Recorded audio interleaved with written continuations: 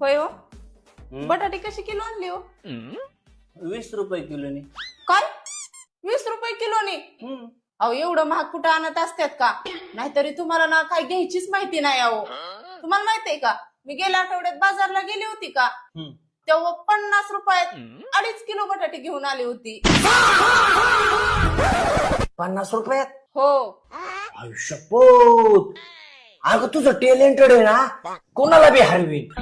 एवढे हुशार मला बायको मिळाली. खरंच करावं तेवढं कौतुक कमीच आहे बरं का तुझं. माझं कौतुक बिवतुक काय करू नका, मी हायच पहिल्यापासून हुशार. पण माझ्या हुशारीचा मी कधी घमंड नाही केला बाया. अजिबात नाही घमंड केलं, मातीत घातलं पार मला तो. अहो मातीत कसं घालेल मी तुम्हाला, उलट वर नेईन मी तुम्हाला. बरं त्या दिवशीचा मी तुम्हाला अजून एक किस्सा सांगते. काय झालं, त्या दिवशी गेली मी किराणा मालाच्या दुकानात. किराणा मालाच्या दुकानातून सामान घेतल्याच्या नंतर त्यांना म्हणलं किती रुपये झालं हो, तर त्यांनी माझ्याकडे बघितल्यावरती म्हणलं ही काय गावंडळ बाय, तिला कुठलं इंग्लिश याला, म्हणून त्यांनी मला इंग्लिश मध्ये सांगितलं 15 रुपीज. 15 रुपीज म्हणजे 50 रुपये.